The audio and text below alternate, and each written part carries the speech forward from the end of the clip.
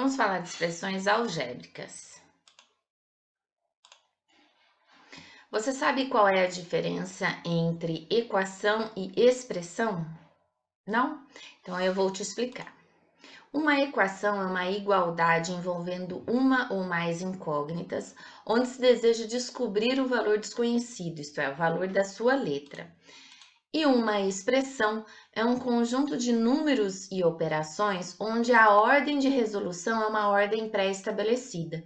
É aquela expressão, tipo uma expressão numérica que nós já aprendemos antes da expressão algébrica, aonde eu tenho lá que respeitar a ordem de primeiro resolvo o que eu tenho dentro do parênteses, depois dentro do colchetes, depois dentro de chaves.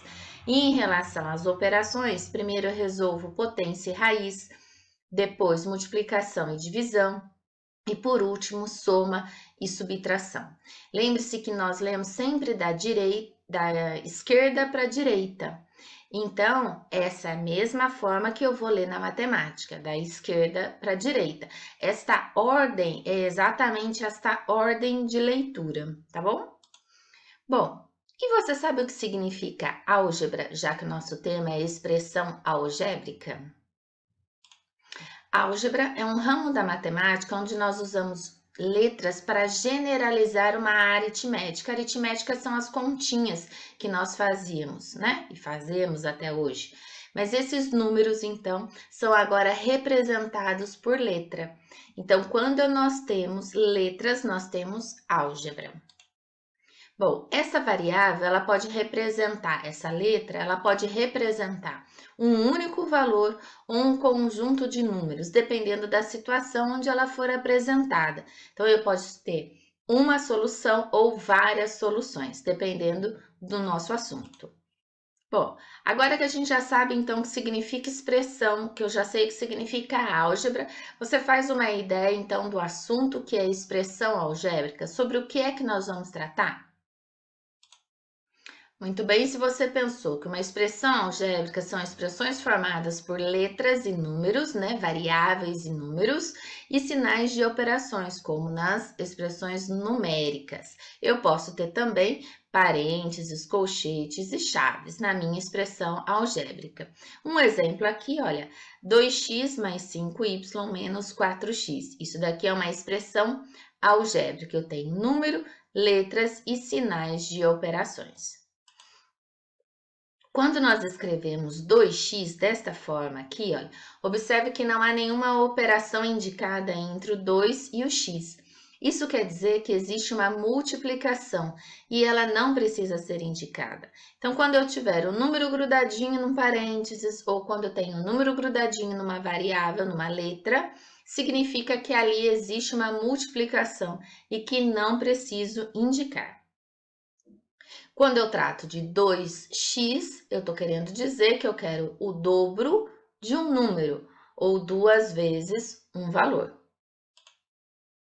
Bom, agora o nosso objetivo é transformar a nossa linguagem materna, quer dizer, o nosso texto, numa linguagem matemática, usando então as nossas variáveis, as operações e os números. Olha um exemplo. Eu tenho uma linguagem materna, um número mais 5. Um número eu não sei qual é, não é definido, então eu vou chamar de x, uma variável. Eu usei x, mas poderia ser qualquer outro número. Mas eu troco pelo sinal e 5, a palavra 5, eu troco pelo meu algarismo, transformando esse texto, esta frase em linguagem algébrica, x mais 5. Vamos para um outro exemplo. O triplo de um número menos 2. O triplo 3 vezes. Um número, que eu não sei qual é, uma letra, x.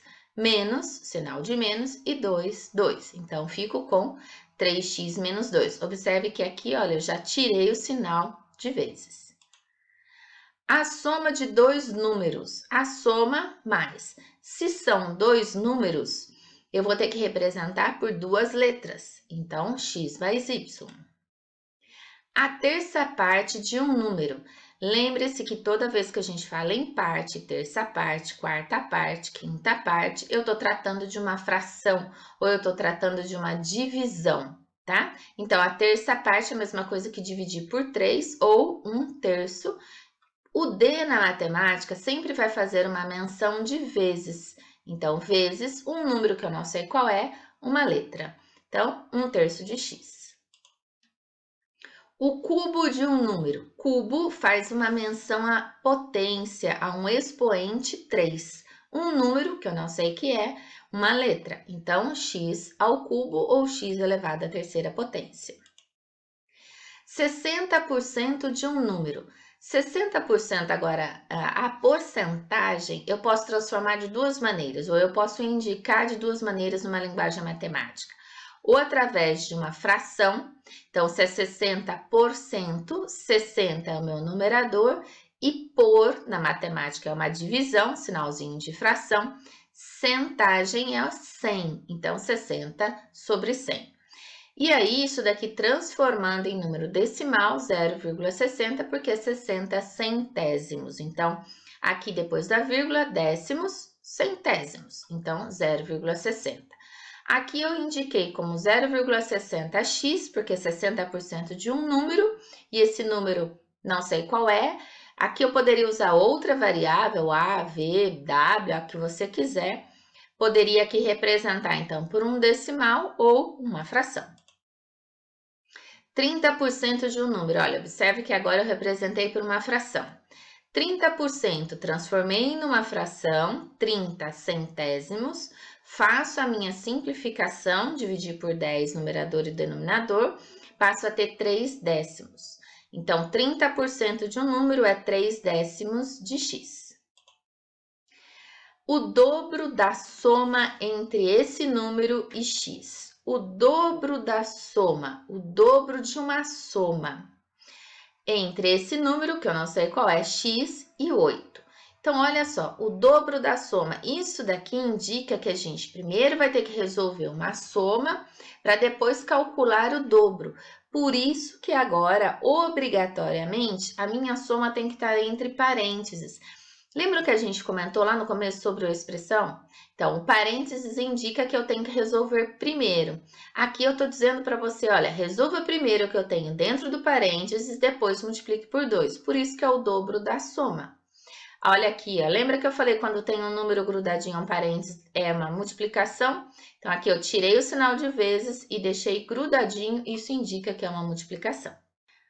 Bom, espero que vocês tenham entendido. Se não entendeu, deixa o seu recadinho que eu retorno para você. Se inscreva na nossa página, deixa aí seu like e até a próxima. Beijos!